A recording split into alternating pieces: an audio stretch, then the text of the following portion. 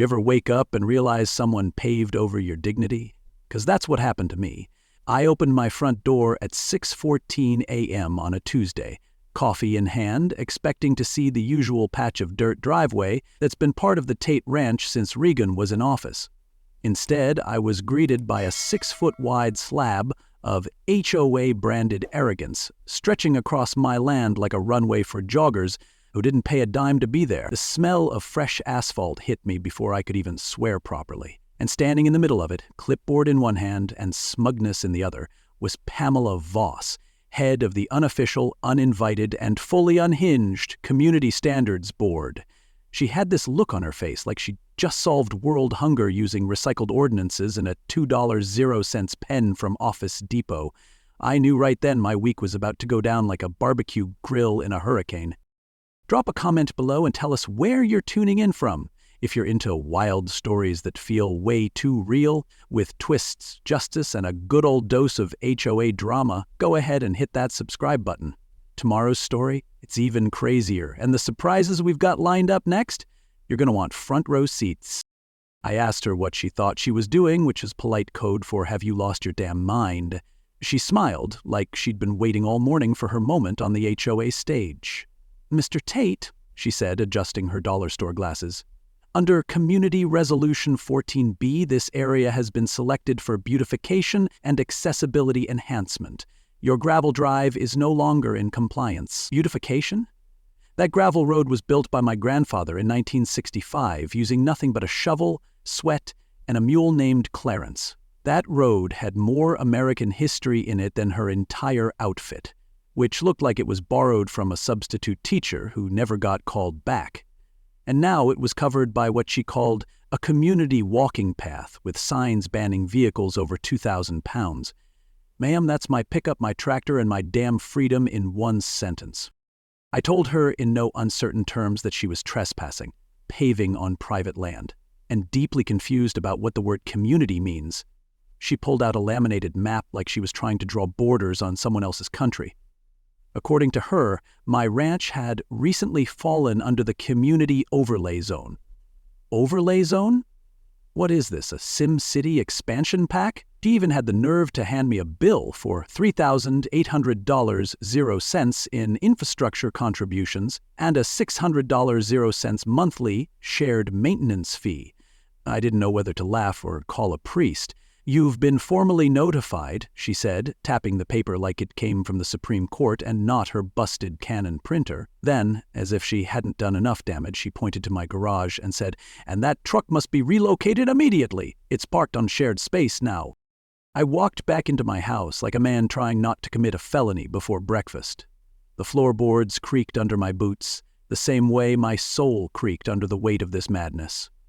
I sat in the kitchen, looked out the window at that asphalt wound running across my land, and thought, this ain't beautification, this is bureaucratic graffiti. And Pam Voss? She wasn't a president. She was a parasite with a clipboard, slowly draining the life out of this neighborhood, one fake rule at a time. The thing is, I've seen this before.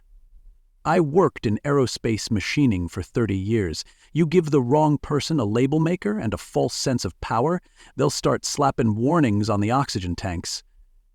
Pam was the same. Except her fuel was insecurity and her payload was petty tyranny. But here's what she didn't know. That ranch wasn't just a plot of land to me. It was my inheritance, my legacy, and my sanctuary from a world that kept trying to alphabetize people by compliance. My grandfather used to say, they can take your time, your taxes, and your parking spot, but the land is yours if you're willing to stand on it. And as I watched that bright new jogging path shimmer in the morning sun like a sarcastic scar, I realized I'd just been challenged, not legally, not even personally, but spiritually. Pam Voss had declared war using ink and arrogance, and I had every intention of responding the way a Tate always does, quietly, thoroughly, and with horsepower. She paved her first mistake before she even got back in her Civic. They say every man has his breaking point. Mine came 24 hours after the asphalt ambush. I was standing in the garage looking at 3 machines that had more honor in their oil filters than Pam Voss had in her entire resume. Liberty Bell, Old Glory, Hannibal, 3 vintage tractors with personalities bigger than most HOA. Liberty Bell was a 1963 Ford 4000. Granddad bought her right after he sold the last of the cattle and decided the land needed more grit than grazing. Old Glory was a 67 Massey Ferguson with a starter that groaned like a blues singer and an engine that could drag a barn uphill. And Hannibal? A 1970 Case diesel so loud it could rattle loose fillings across county lines. These weren't just machines. They were legacy wrapped in grease and dignity. And as I stared at them that night, the war didn't feel theoretical anymore. It felt mechanical, historical, personal. Stay with me. Because the counterattack was just beginning to rumble. I picked up my phone and called the one man who knew land law better than God knew stubbornness. Mason Griggs. Army buddy, straight shooter, and a property attorney with the kind of voice that made county clerks flinch.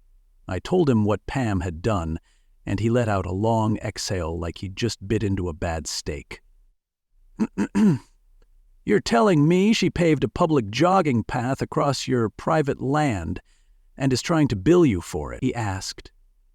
Brother, that's not an HOA violation. That's attempted grand theft dirt.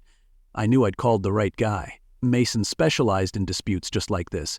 He once got a woman her entire backyard back after an HOA tried to seize it for a duck pond.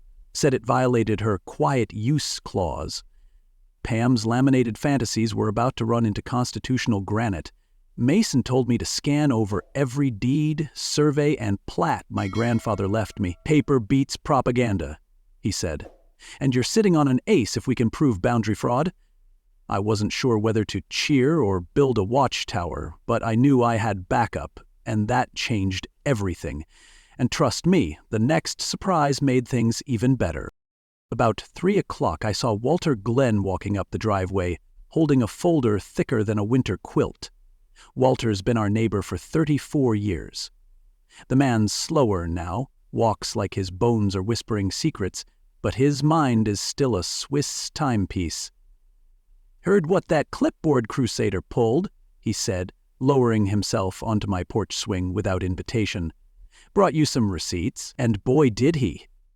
Inside that folder were hand-drawn maps, recorded plat surveys, notarized statements, and even a photograph of my granddad breaking ground on the original road, with Liberty Bell in the background. She's claiming this land fell into some new overlay zone. Son, this driveway's older than most of her hair dye, Walter growled. According to Walter, Pam had tried the same nonsense with 2 other properties down the hill, both owned by retirees who didn't have the fight in them anymore. She'd pushed just far enough to intimidate them, but not far enough to trigger legal backlash. Until now. She's betting you won't dig your heels in, Walter said, tapping the maps. I say we show her what steel-toed justice looks like. The old man had fire in him still, and now I had history on my side. Keep watching, because this story, it's just starting to burn. That night, I sat in the garage with the folder on my lap and Liberty Bell's steering wheel in my hands. I hadn't driven her in years. She smelled like old canvas and hydraulic oil, like a time machine soaked in diesel. I could almost hear my granddad's voice in that space, telling me to never let anyone redraw a map that your family bled to define. That garage wasn't just a place to store equipment. It was a chapel of grit where bolts held prayers and engines hummed like old hymns. I poured a finger of bourbon, held it up to the rafters, and whispered, "We're bringing you out again, girl. Not for crops. This time, for country." I wasn't romanticizing tractors. I was recognizing what they meant, the right to fix what's yours, to defend it, and to run it your way. And now, the land needed defending. Tomorrow, I'd let Hannibal cough out his warning, because nothing says back off like a 70-horsepower rebellion idling at sunrise. Don't blink. Pam's empire of nonsense is about to get rattled. The next morning, I stepped out for coffee and almost spit it out, laughing. Pam had added a fresh sign at the edge of my driveway: community fitness path, no motor vehicles, agricultural equipment, or unauthorized foot traffic. Unauthorized foot traffic? On my land? I walked over and took a good long look at the cheap laminate and crooked stake. Then I marched back inside, grabbed my Sharpie, and corrected it. Correction. Property of the United States of Benson Tate. Trespassers will be judged, not jogged. For good measure, I nailed a handmade board underneath that read, "Tractor crossing, engage low gear and higher judgment." If Pam wanted a signage war, she'd best bring something stronger than a plastic sleeve and false confidence. I had maps, I had counsel, and I had diesel ghosts that'd make a grown man rethink pavement, and just when I thought the fire was steady, it got gasoline poured on it. By sundown, neighbors were stopping by. They'd heard rumblings, literally and metaphorically. Turns out I wasn't the only one tired of Pam's HOA circus act. The widow Martinez told me Pam once tried to fine her $250, 0 cents, for using non-compliant mulch. Frank Spaulding got a warning for grilling on a Tuesday. The nonsense wasn't new, it just hadn't hit steel yet. But now it had. Now it had met 3 generations of American torch and one man's breaking point. "What are you going to do?" someone asked. I looked them square in the eye and said, "I'm going to let history speak, loudly. And you'd better believe it will, because the next part, it ain't about fighting. It's about reclaiming. Stick around. Tomorrow, Liberty Bell roars." Before you go, hit that subscribe button if you believe in standing your ground with grit, gears, and a little legal backup. The engines are just warming up. And trust me, in the next part, when Liberty Bell fires up and Pam tries to play sheriff in her Civic, things go from petty to personal real fast. Don't miss it. Pam didn't show up the next morning, but her clipboard did. This time in the hands of a county code enforcement officer named Lyle, who looked like he'd rather be anywhere else, possibly even at the dentist. He stepped out of a dusty county truck, glanced at a printed complaint sheet, and said, "Mr. Tate, we received an anonymous report about unauthorized agricultural activity on residential soil." I didn't even blink. "Let me guess," I said. "Anonymous reporter, lives 3 houses over, rhymes with loss?" Lyle gave a tired shrug, like a man who's seen more ridiculous claims than a daytime court show. He walked the perimeter, saw 3 parked tractors, a clean garage, and a lawn that looked like it had been edged with a ruler. "This is the neatest agricultural threat I've ever seen," he muttered. He left without issuing a citation, but the message was clear. Pam had escalated. Quietly, sneakily, behind paper shields. I wasn't just dealing with a clipboard anymore. I was dealing with a full-blown bureaucratic siege. And believe me, the next move, that belonged to me. So the next morning at exactly 6:00 a.m., I started Liberty Bell. That's right, I fired up a 1963 Ford tractor like it was reveille on a battlefield. The engine coughed, rumbled, then settled into a confident growl that echoed across the neighborhood like thunder filtered through American grit. 5 minutes later, Old Glory joined in, her tone higher, more eager, like a protest song in metal and smoke. And finally, Hannibal roared to life with the fury of a machine that hadn't forgotten what it was built for. I didn't move them, not yet. This was psychological warfare. I let the engines idle for 10 minutes every morning, long enough for people to hear, long enough for Pam to feel it. Because make no mistake, she heard it. Her lights popped on before the second engine even hit rhythm. She peered out through her kitchen blinds like a hawk with a clipboard, binoculars pressed against her face like she was decoding an invasion. And maybe she was. Because every growl of those engines said one thing: this land isn't yours to map. Stick around. Because soon enough she tried to map something else.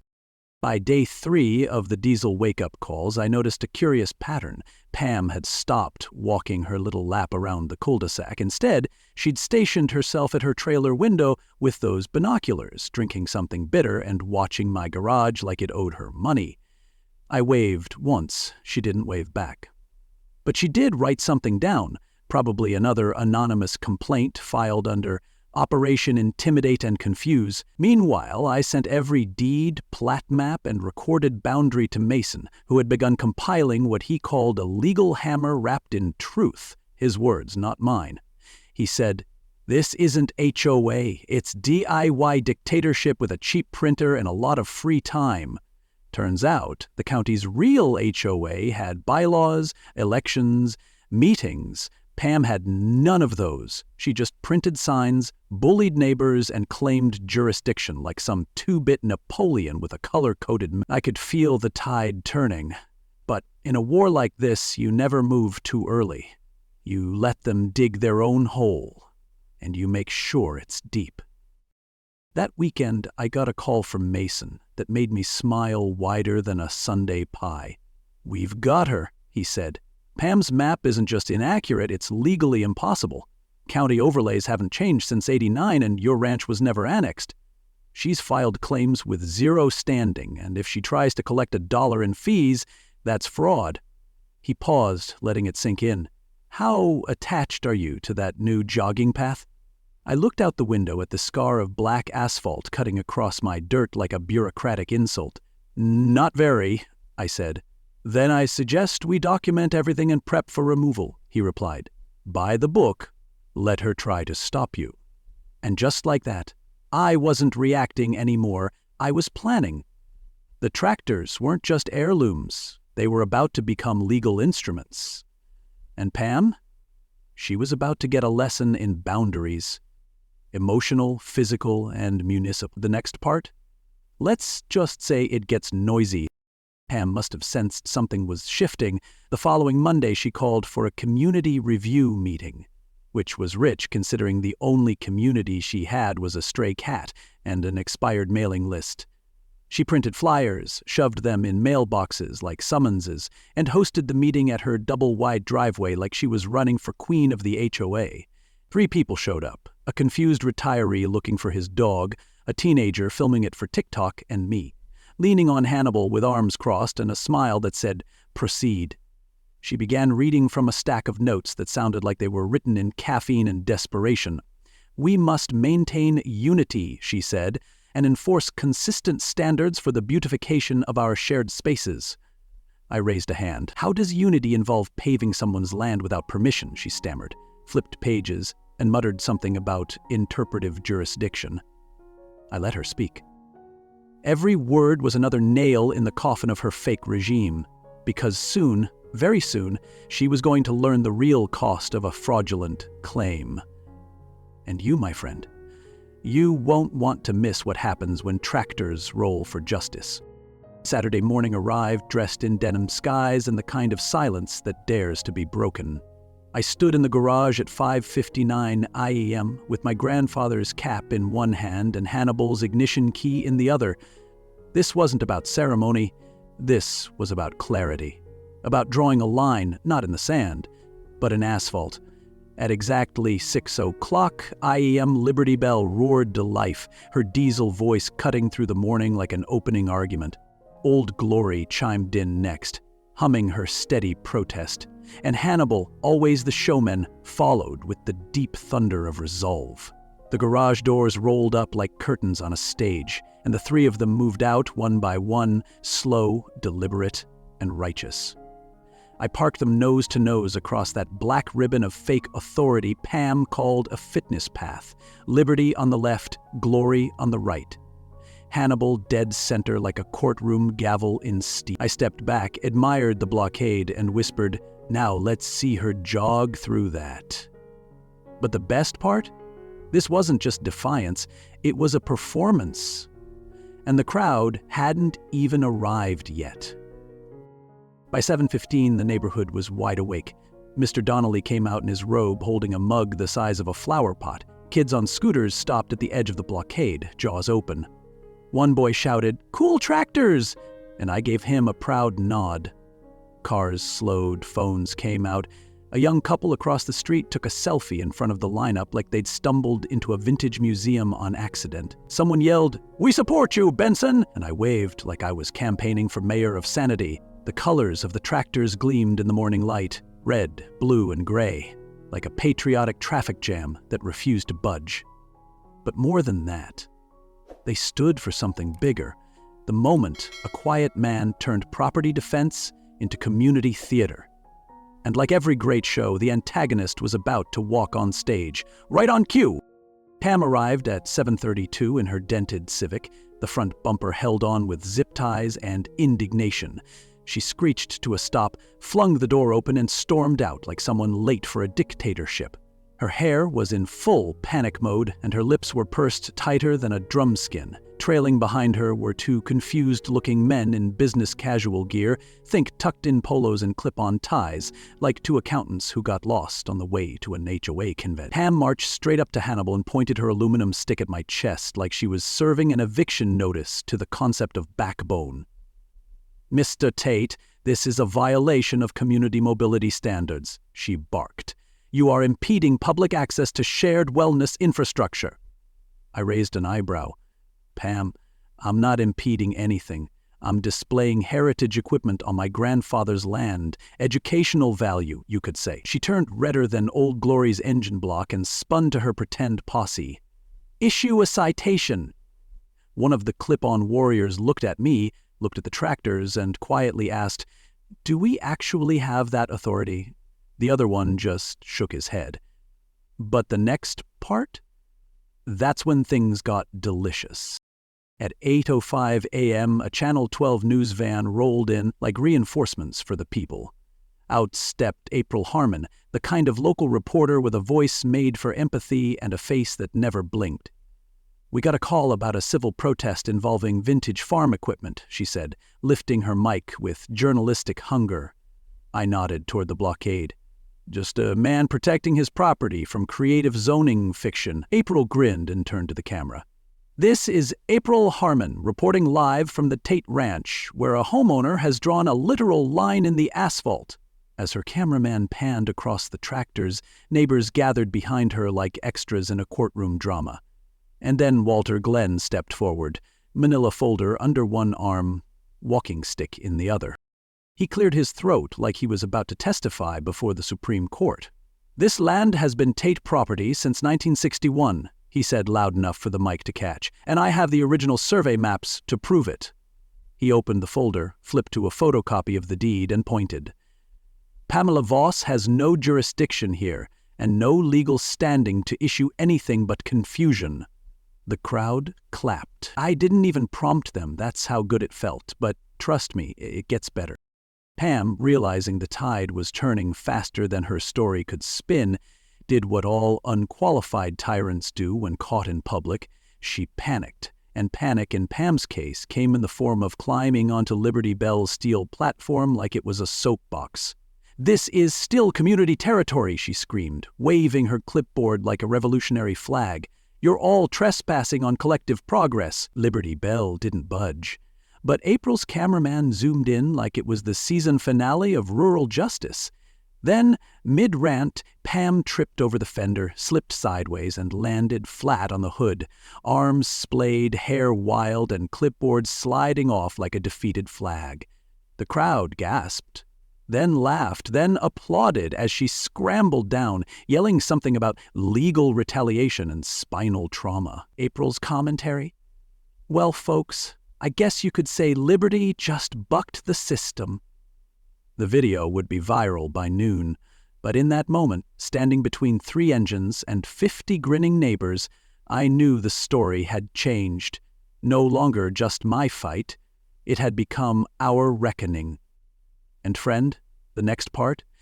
That's where the county steps in. If you'd told me a week ago that defending my driveway would end in a police raid, I would have asked what you were drinking and if you brought enough for both of us. But there I was. Wednesday morning, 6:18 a.m., still wearing my flannel pajama pants, staring through the front window at 3 squad cars and a sheriff's deputy with a clipboard of his own. "Mr. Tate, we're executing a search warrant," he said politely, like this was just another block party. "We received a report of suspicious drug activity on the premises." I blinked. Drugs? The only powder around here is barbecue rub and the miracle that keeps Liberty Bell's alternator ticking. They didn't laugh. law enforcement usually doesn't.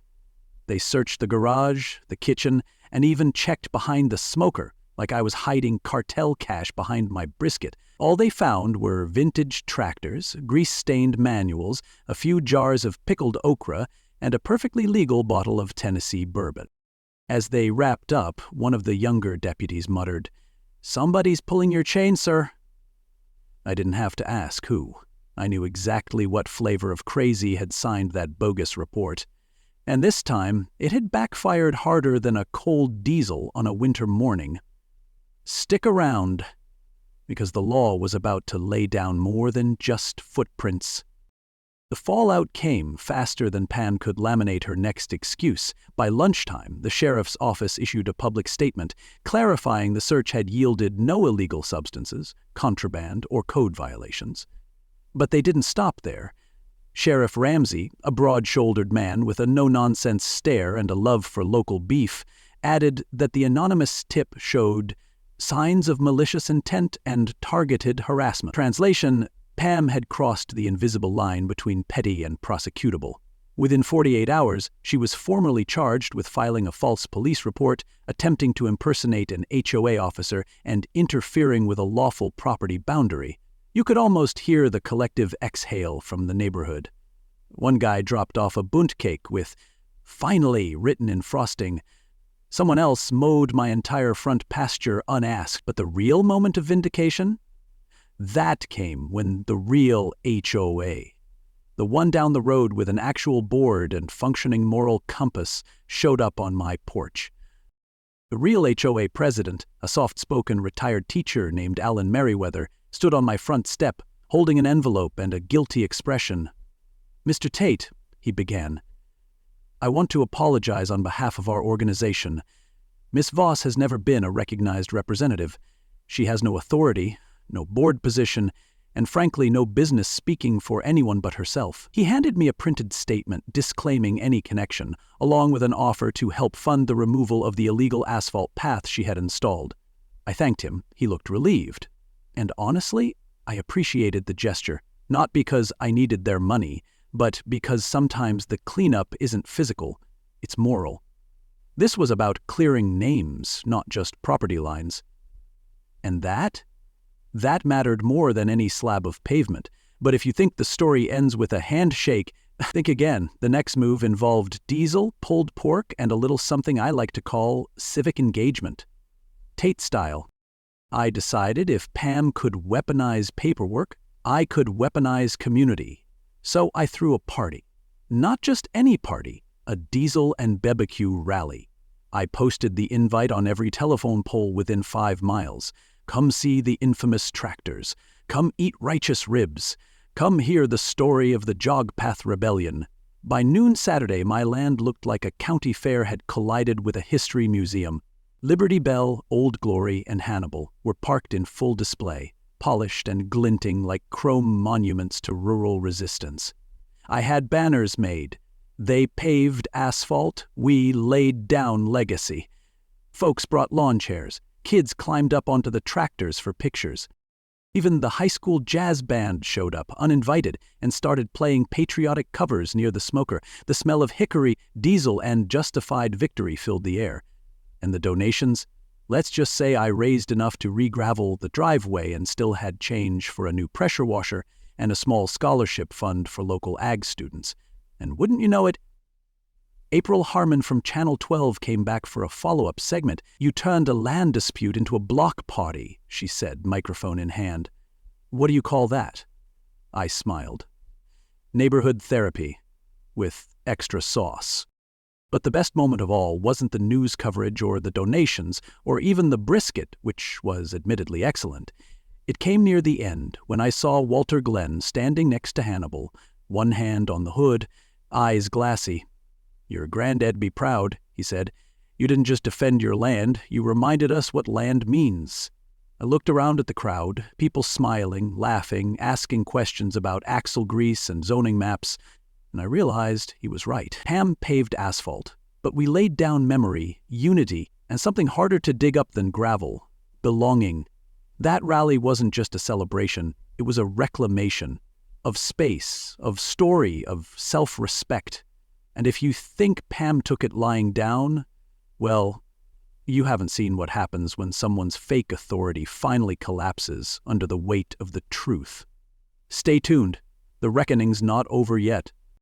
Pam's fall from power was less like a resignation and more like a slapstick tumble down a courthouse staircase, complete with legal bruises and viral footage. By the following Monday, she'd been officially evicted from her trailer for failing to pay rent, having reportedly blown her budget on citation paper, self-printed parking ordinances, and a lifetime supply of smug. Her mother, God bless her, refused to cover the debt and told reporters, "She brought shame to my bridge club." Within days, Pam's name became digital gold. Oh Hey Karen was trending. Her fanny pack meltdown on Liberty Bell had racked up over 3 million views, and someone even auto-tuned her rants into a remix titled Citation Nation. I didn't dance on her downfall, but I can't say I didn't tap my boots to the beat once or twice. Still, it wasn't about her anymore. It was about what we'd built out of the mess she left behind. And trust me, that was just getting started. You'd think after all that, life would go back to quiet tractors and slower mornings. But apparently, once you block a fake jogging path with vintage diesel, you also open the gates to tourism. The Saturday after the BBQ rally, a family from 2 towns over knocked on my door.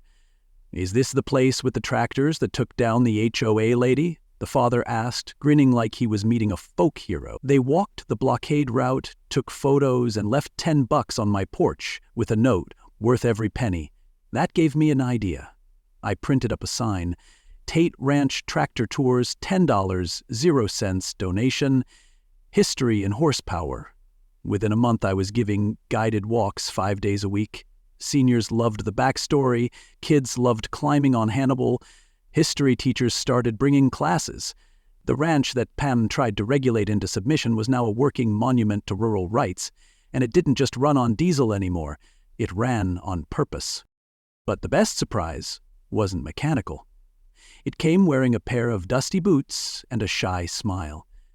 Dr. Dana Kim, the local large animal vet, came by during one of the early tours, ostensibly to check on the goat's hooves, though I don't remember ever mentioning the goat.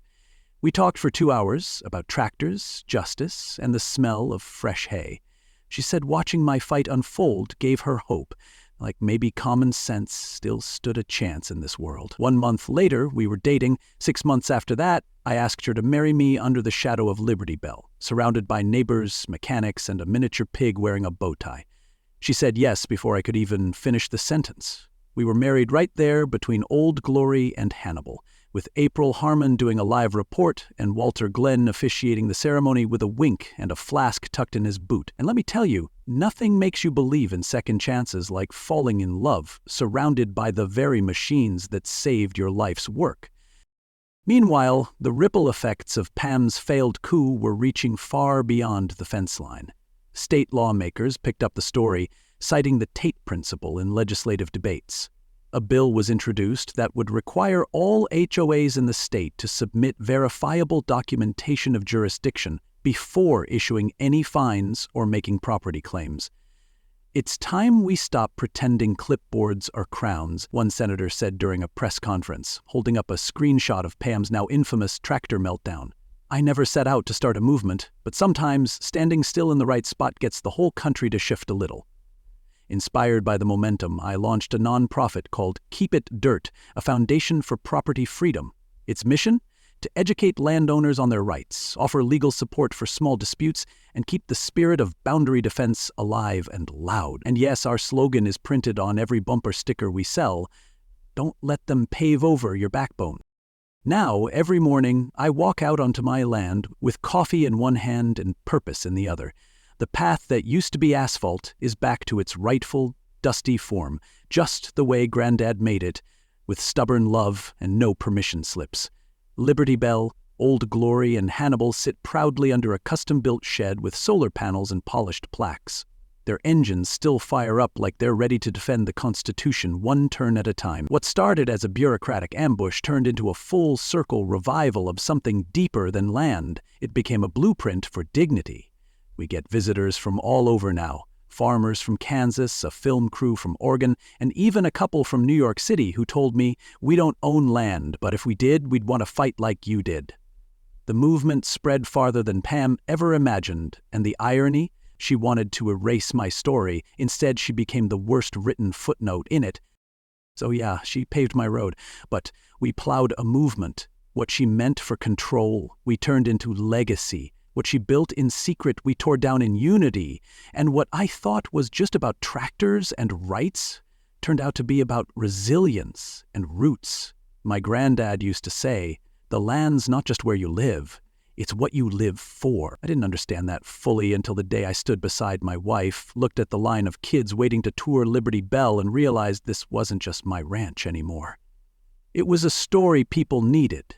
It was proof that when good people stand firm, bad paper doesn't stand a chance. And that's the kind of echo I'm proud to leave behind. And now, when people ask me what I really won, I don't say land. I say clarity. Because in the end, this wasn't just about an old ranch road or a pretend president with a clipboard. It was about remembering who we are when someone tries to rewrite our story without our permission. It was about choosing legacy over fear, law over loudness, and showing the next generation what it looks like when an ordinary person stands their ground with dignity instead of rage. Liberty Bell still purrs like a diesel hymn each morning, and every time I hear her, I remember they came with paperwork, but we answered with principles. So if you took anything from this story, let it be this. You don't need to raise your voice when you're standing on truth. You don't need permission to defend what's rightfully yours. And you're never too small to make noise, especially when your roots go deeper than someone else's rules. Because at the end of the day, real authority doesn't come from a title. It comes from what you're willing to protect, what you're willing to teach, and who you're willing to lift up behind you. If this story hit home, if it reminded you of your own battles, your family's sacrifices, or just the quiet pride of standing up for what's right, leave a comment below. Tell us where you're listening from. Tell us about your HOA horror story or the neighbor you outsmarted with a lawnmower and a prayer. Like this video if you believe in legacy over laminate, and be sure to subscribe because next week's story, it's even bigger, different setting, same fight, and the kind of twist that'll make you say, "They really didn't know, did they?" Don't miss it. We're just getting started.